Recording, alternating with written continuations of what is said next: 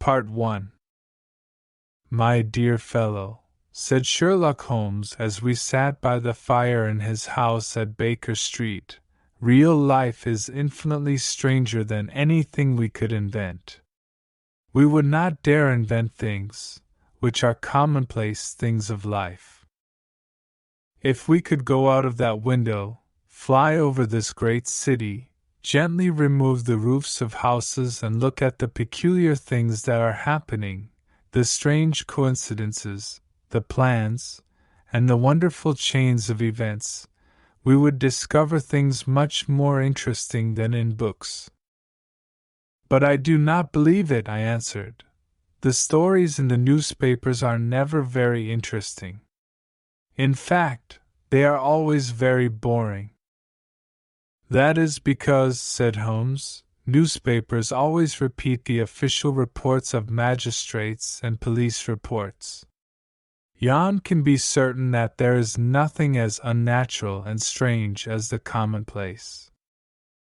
I know, I replied, that your cases are always very interesting, but let us look at today's newspaper. I picked up the newspaper and began to read an article. It was about a husband who was cruel to his wife. I don't have to read the article, I said, but I am sure that the man had a girlfriend, that he drank and that he began to hit his wife. I am also sure that there was a sympathetic sister or landlady. You have chosen a bad example, Watson, said Holmes, because I have worked on this case. The man, Mr. Dundas, did not have a girlfriend and he did not drink and he did not hit her. Instead, at the end of every meal he took out his false teeth and threw them at his wife. You must admit that nobody could invent such a story. Do you have any interesting cases now? I asked. Well, I am working on 10 or 12 cases, but none of them are interesting. They are important, you understand, without being interesting. I have found that unimportant matters are usually more interesting. If there is a big crime, the motive is generally obvious. So, they are generally not very interesting. But I think I will have an interesting case in a few minutes. Holmes was standing at the window and looking down at the dull, grey London streets. There was a woman standing in the street. She was moving her hands nervously. It was obvious that she could not make up her mind. Then suddenly she ran across the road and rang Holmes' doorbell. I know those symptoms, said Holmes. When a woman hesitates like that on the pavement, it means that she has a love problem. She wants help, but she thinks that her problem is too delicate to communicate. But when a woman does not hesitate and rings the doorbell hard, it means she was seriously wronged. In this case, this woman is confused and perplexed, and wants an explanation. As Holmes was speaking, the servant announced Miss Mary Sutherland. She was a large woman. She wore a hat with a red feather, a black jacket, a dark brown dress and grey glove. She also wore round gold earrings. When Holmes saw her he said, "Isn't it difficult for you to type with such bad eyesight?" "I thought so at first," Miss Sutherland replied, "but now I can type without looking at the keys." Then she looked surprised and frightened when she understood that Holmes already knew so much about her. "How do you know that?" asked Miss Sutherland. "It is my business to know things," said Holmes, laughing. "If I could not see these things, why would people come to me? In any case, I can see the marks of the glasses on your nose." "I have come here," she said, "because I want to know where Mr. Hosmer Angel has gone." "Why did you come here in such a hurry?" asked Holmes. Once again Miss Sutherland looked very surprised. Holmes then explained that her boots were not the same, and that they were not completely buttoned. Yes, I did hurry out of the house because I was angry at Mr. Windibank, that is, my father. He did not want to ask the police about Mr. Angel. He said that nothing bad had happened. This made me angry, so I came here to see you. Your father? Said Holmes. That he must be your stepfather because his surname is different from yours. Yes, my stepfather. I call him father, even though that seems strange to me. You see, he is only 5 years older than me. And is your mother alive? Asked Holmes. Oh, yes, mother's alive and well, answered Miss Sutherland, but I was not happy when she married Mr. Windibank so soon after father died. Also, Mr. Windibank is 15 years younger than mother. Father was a plumber, and had a good business, and when he died mother continued the business. But when she married Mr. Windibank, he made her sell it. Do you live on the money from the business? Asked Holmes. Oh no, replied Miss Sutherland, I inherited some money from my uncle. I cannot touch it, but with the interest I receive £100 a year. That should be enough for you to live quite comfortably, said Holmes. I give that money to mother, and I live on the money I make typing, she replied. Now, can you tell us about Mr. Hosmer Angel? Asked Holmes. Miss Sutherland blushed deeply and said, I met him at the plumber's ball.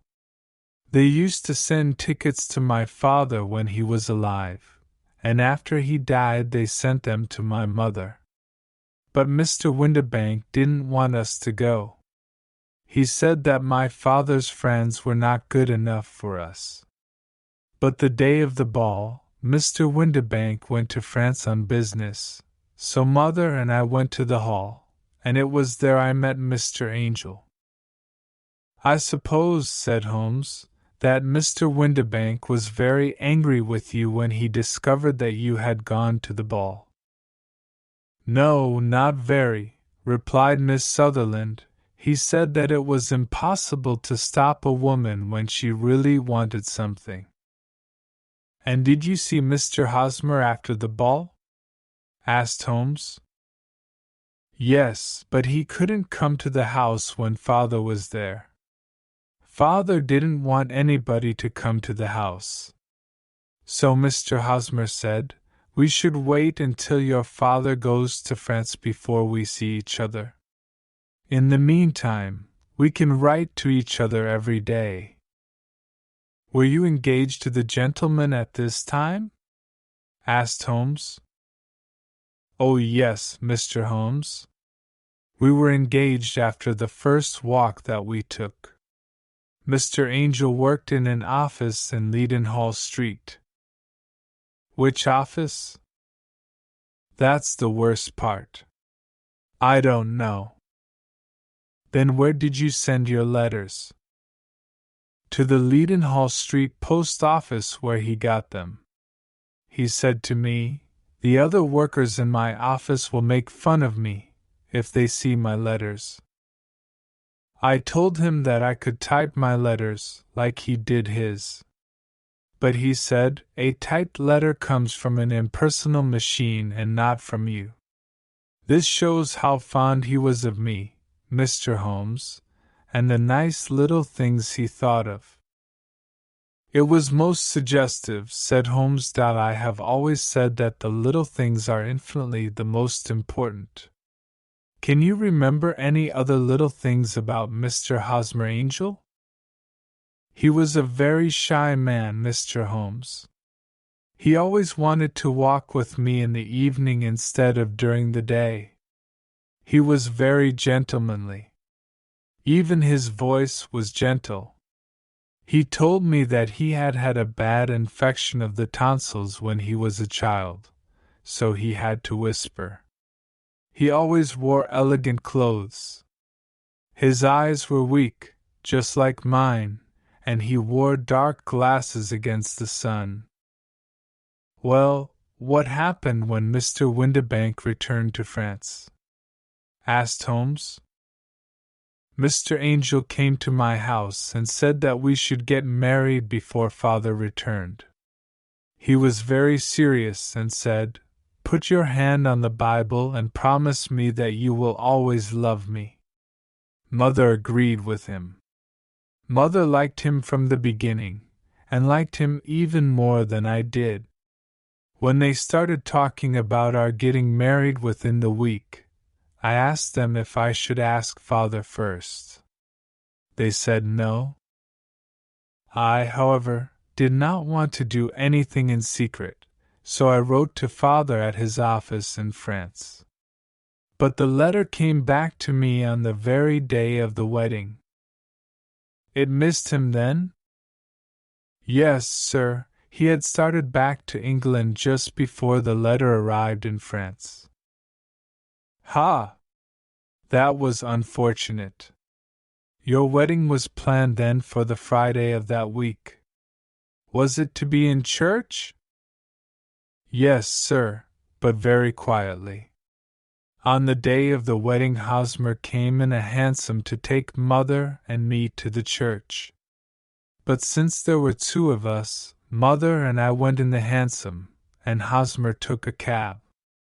We got to the church first, and when the cab arrived, we waited for him to come out, but he never did. The cabman said that he could not understand what had happened to him. I think that you have been very badly treated, said Holmes. Oh no, sir! Hosmer was too good and kind to leave so. Why, all morning before the wedding he said to me, "If anything happens to me, you must always love me. You must wait for me. I will return to you." I thought this very strange to say on the day of our wedding, but his disappearance explains everything. It certainly does, said Holmes. In your opinion, did he know that he was in danger? Yes, I think so. But do you know what the danger was? No, I don't. One more question. How did your mother react? She was angry and told me that I should never speak about him again. And your father? Did you tell him? Yes, he said, something terrible has happened to Hosmer, but he will return. I agree with my father. Why would Hosmer leave me? After all, there was no money involved. One Hosmer did not borrow money from me, and I never put the money which I had inherited in his name. So he did not take my money and leave. Then she pulled out a handkerchief and began to cry. I will try to solve your problem, said Holmes, but don't think about it any more. Forget about Mr. Angel. Do you think that I will ever see him again? No, I'm afraid not. Then what has happened to him?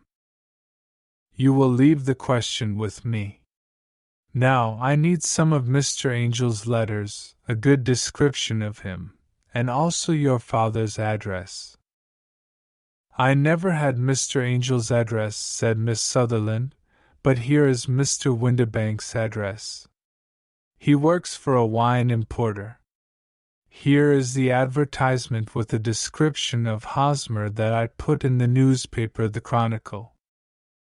Miss Sutherland then left, but before leaving she said, I will always wait for Hosmer Angel to return. Part 2. When she had left, I asked Holmes about the case. The young woman is quite interesting, but her little problem is not very difficult or unusual. Would you mind reading me the description of Hosmer Angel? I then read it to Holmes. Missing, a gentleman called Hosmer Angel. About 5'7" tall. He's strongly built with black hair, black sideboards and mustache. He's a little bald in the center. He wears dark glasses. And he's got a speech defect. He has got a sallow complexion. He was wearing a black coat, black waistcoat, gray trousers and brown boots. Please contact Miss Sutherland, etc., etc. That is enough, said Holmes. Now look at these letters which Hosmer wrote to her. What do you see? They are typed, I said. Not only that, but the signature is typed too. The point about the signature is very suggestive. In fact, we can call it conclusive. Of what? My dear fellow, can't you see how important this fact is to the case? No, I can't, I replied, unless Hosmer didn't sign his letters because he didn't want to be legally responsible for what he promised. No, that was not the point, said Holmes, but now I will write 2 letters which will solve this mystery. One of the letters is to Mr. Windibank's firm in the city, and the other one will be to Mr. Windibank himself to ask him to come here to meet us tomorrow evening at 6 o'clock. A few minutes before 6 the next day I returned to Baker Street. When I walked in, Holmes was doing chemistry experiments. Well, have you solved it? I said as I walked into the room. Yes, it was the bisulfate of baryta. No, Miss Sutherland's mystery, I cried. Oh, that? I thought you were asking me about the chemistry experiment. There was never any mystery in the matter. The only problem is that the scoundrel did not do anything illegal, so he can't be punished. Who was Hosmer Angel, and why did he abandon Miss Sutherland?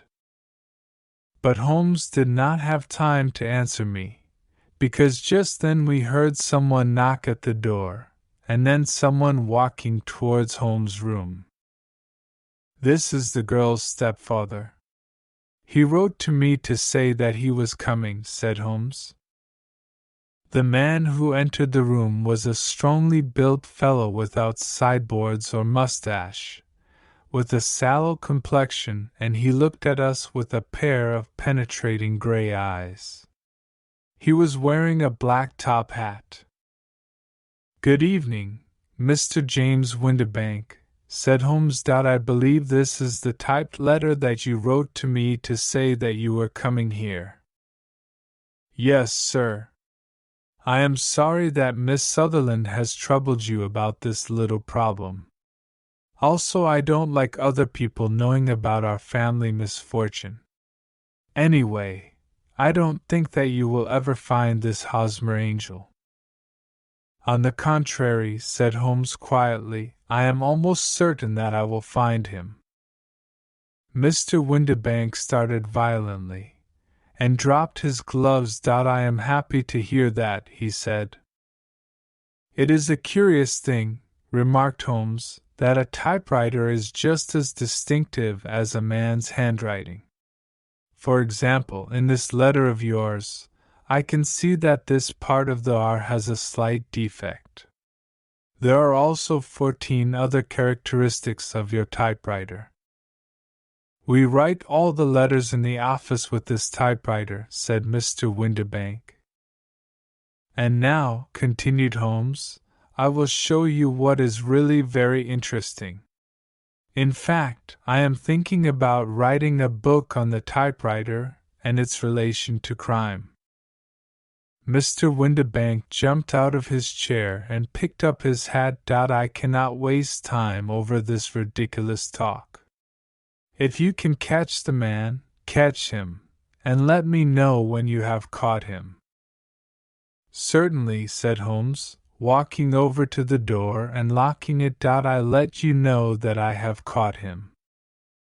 "What? Where?" shouted Mr. Windibank, becoming white, and looking around like a rat in a trap.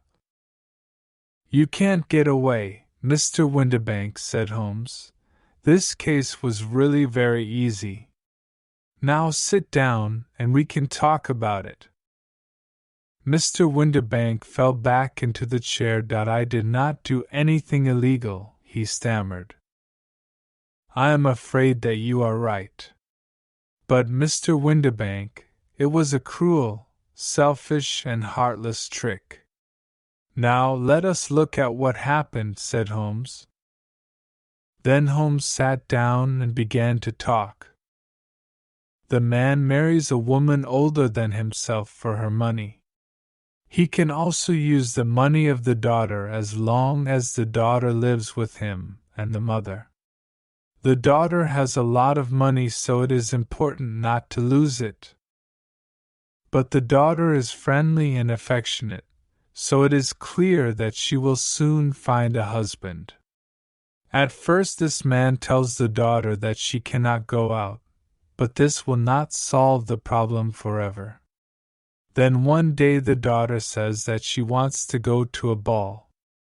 What does the clever-eyed stepfather do then? With the help of the wife, he disguises himself. He wears dark glasses, and puts on a fake mustache. Then he changes his voice and speaks very softly. He is even more certain that his plan will work because the girl is short-sighted. Then at the ball this man keeps away other lovers by becoming the girl's lover himself." "It was just a joke at first," groaned Mr. Windibank. "We didn't think that the girl would fall in love." "Yes, that is probably true," continued Holmes. "But the girl really fell in love, and you decided to take the situation to the extreme. You began to see her often, and the mother said that she liked him very much. Then you decided to ask Miss Sutherland to marry you so that she would never again think about other men. But it was difficult for you to pretend to go to France every time Miss Sutherland had to see Mr. Angel. You had to end the situation dramatically. In some way, you had to keep Miss Sutherland from thinking about other men in the future. Therefore, you made her promise on the Bible, and you told her that something could happen on the very morning of the wedding. You took her to the church, but obviously you could not marry her. You disappeared by using the old trick of entering one door of a cab and walking out the other. I think this is the chain of events, Mr. Windibank." "Yes, maybe that is true," replied Mr. Windibank, "but I did not do anything illegal, and now you are breaking the law because you will not let me leave this room." "You are right.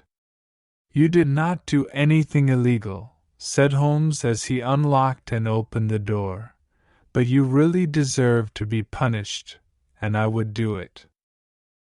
Then Holmes picked up a riding crop, but Mr. Windibank ran out the door and out of the house. "Now, he certainly is a cold-blooded scoundrel," said Holmes, laughing. "That fellow will continue doing worse and worse crimes until he does something really bad and finishes on the gallows. In any case, this case had some interesting points." "I cannot completely follow your reasoning in this case," I said. "Well, it was clear from the first that Mr. Hosmer Angel had a very good reason for his actions, and that the only man who could really profit from the situation was the stepfather. He wanted to keep the £100 a year. Then it was very suggestive that Mr. Windibank and Mr. Hosmer Angel were never together, and so are the dark glasses, the soft voice and the mustache, they all suggested a disguise. The final point was the typed signature. This made me think that the handwriting of the man must be very familiar to Miss Sutherland, and that if she saw even a small portion of it, she would recognize it. And how did you verify these ideas? I asked. First, I wrote to Mr. Windibank's firm. In the letter I described Mr. Angel after I had eliminated everything that could be a disguise, like the glasses, the mustache, and the voice, and I asked them if they had an employee like that. They wrote back to me and said that I had described Mr. James Windibank. Then I wrote to Mr. Windibank to invite him here, and as I expected, he typed his reply to me. Then I compared his letter with the letters of Mr. Angel. Voila tout! And Miss Sutherland? I asked. If I tell her, she will not believe me, replied Holmes. Maybe you remember this Persian saying, "It is dangerous to take a tiger cub from its mother, and it is dangerous to take a delusion from a woman."